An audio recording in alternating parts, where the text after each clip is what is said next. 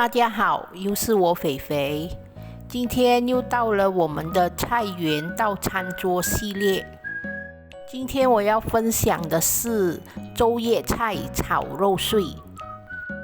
那么我们现在就开始吧。我们先来看看所需要的材料：周叶菜300克，肉碎100克。蒜米红葱20克，红萝卜20克，鸡精粉1茶匙，清水100克。走，先让我带大家到我的小小菜园去采周叶菜。你们看，这些就是周叶菜，还小小颗，还很嫩的。有时看到它那么小颗还很嫩，真的不忍心吃掉它，可是又怕它老了不好吃。我觉得现在现炒的青菜是最好吃的，很清甜。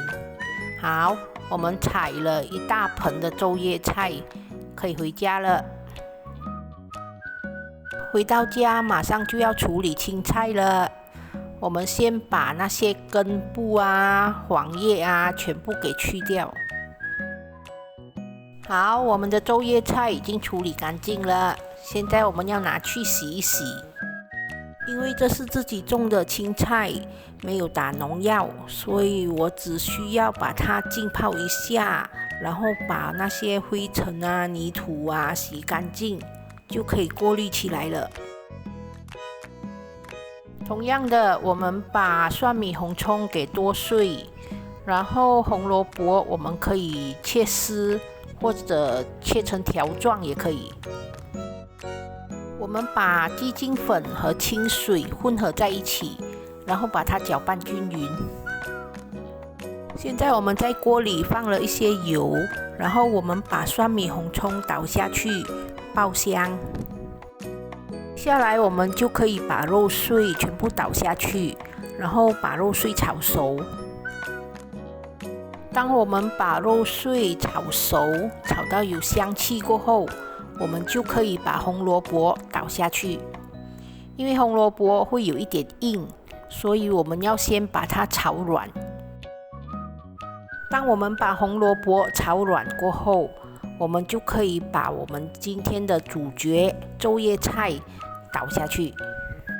接下来我们就可以开大火，把它炒到有香气。我们不需要炒太久的，因为炒太久它会黄黄，不好看也不好吃。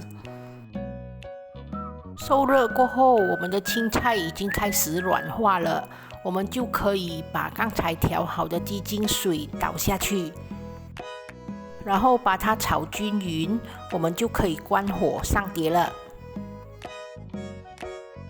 好啦，这就是我今天的分享，简简单单的周叶菜炒肉碎，希望大家会喜欢哦。